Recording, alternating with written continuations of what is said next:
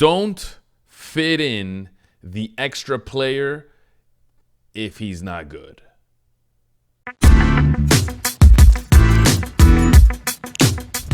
What's up, party animals? Oh, I got wrecked again, dude. Wasn't a good day by any means, but man, frustrating. The only thing we can do is learn from our mistakes. So I've gone back, I've rewinded a little bit. I looked over my exposures, kind of what I did wrong. I found some ugly players, like some hideous players. But I kind of figured it out little by little. I'm kind of getting back into the groove. The results aren't there right now, 100%. But little by little, we'll get there, man. Today I'll show you more or less how to determine whether someone should be in your stacks or not.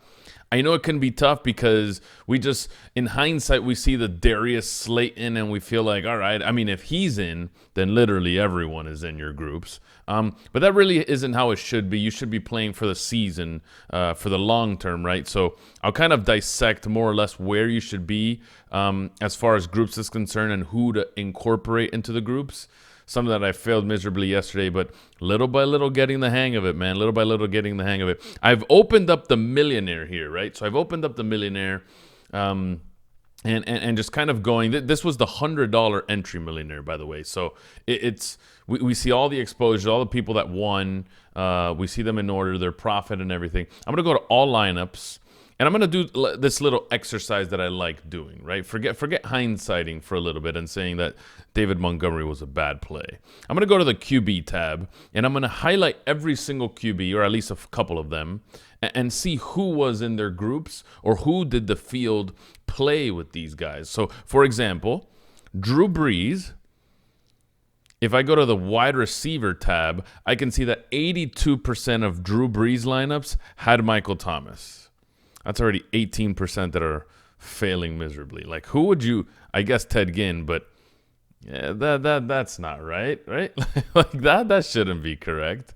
I think I had like 30% Ted Ginn. And for those of us, this is more for those of us that stack two pass catchers with a quarterback, right? This is more for those that like game stacking and like running, four-man stacks. Don't fit in the extra player if he's not good.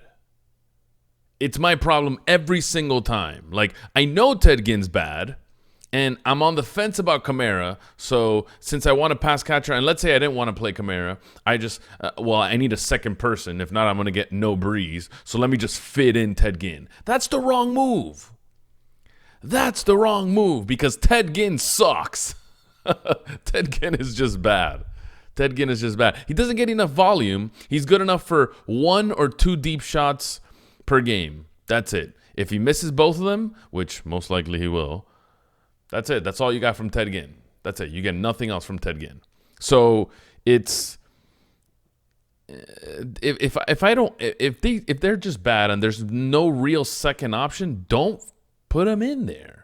Another one that happens that this happens to all the time is Aaron Rodgers, and that's why he's always so underowned. By the way, have you ever noticed that? Like, Aaron Rodgers he's just such a frustrating play because outside of Davante Adams, who on earth were you gonna play with this guy, right? Unless you're into the whole running back stack stuff where you play Aaron Jones with him or something.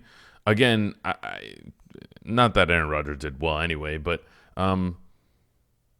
if it wasn't Davante Adams, Aaron Jones was the next guy in there, but like that's no real correlation, right? Like that really isn't what we wanted. The 10 Aaron Rodgers points happened because Aaron Jones went ham. You see him right next to him. He had 27. Davante Adams can get there without Aaron Rodgers getting there because for a receiver, the catches and the yards, throwing a touchdown is worth way more for him than it would be for a quarterback, right? But after that, if I wanted a 4-man stack, which I love 4-man stacking, where do I go? Where was Geronimo Allison in this? Marcus Valdez-Scantling at 4.8%. I must have passed Allison. No, I didn't. 4.8%. Lazard at 3.7. Geronimo Allison at 1.2. This is sad because, and I know we should treat him like this, but we should also not be afraid to treat other quarterbacks like this. And Drew Brees I feel, is one of those guys because I just never know outside of Michael Thomas and Kamara who's going to do anything on that team, right? On Mahomes' team, you have 2, maybe 3. You have Tyreek, Kelsey, Watkins, right? Tyreek at 49.5, Kelsey at 47, and Watkins at 30. That's fair. And if you go down the list, I think you should be doing this for every quarterback. So Tannehill, here's my thing with Tannehill. You technically have 2 receivers. Every single person has 2 receivers. But they're not that good. You know what I mean? They're just not that good. A.J. Brown and Humphreys were your 1 and 2 today. For me, those guys don't have the best projections from week to week. They're not like a Julio and a Calvin Ridley where one is by like 18, 19 projection, the other one's by 13, and together that's fine. But when one has a 11 projection and the other one has an 8 projection, yeah, they're technically 1s and 2s, but that's awful. That's so bad. That's so bad.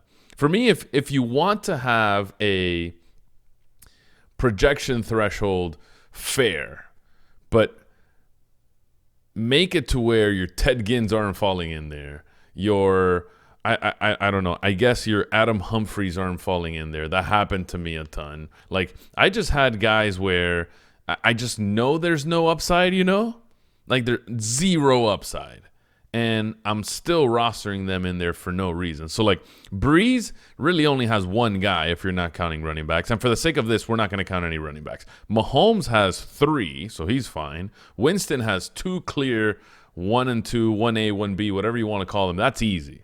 Lamar Jackson, he fits in. Hollywood Brown and Mark Andrews, I think he's fine. Kyler is borderline because Fitz does absolutely nothing but run 5-yard hitches and slants, literally nothing else. So Kirk and Fitz, I guess. Tannehill, no chance. Matt Ryan, yes. Aaron Rodgers, no chance, right? Hoyer, no chance. Fitzpatrick, no chance. Darnold, you technically have guys, but what's their projection really?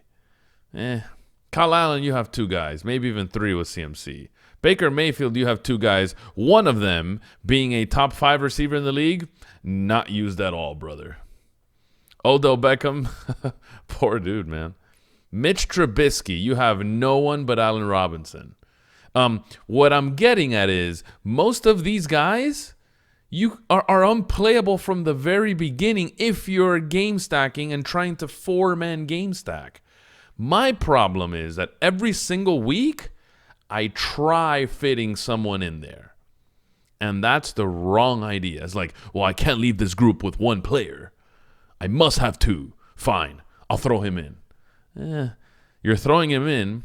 Ted Ginn has like an 8 projection when in that wide receiver spot, you could have someone with a 15, 16, 17 projection. 14 projection. Almost double or more than double what Ted Ginn is at that position.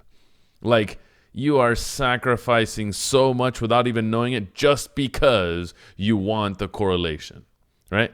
At some point, Manny, get it stuck in your head, kid.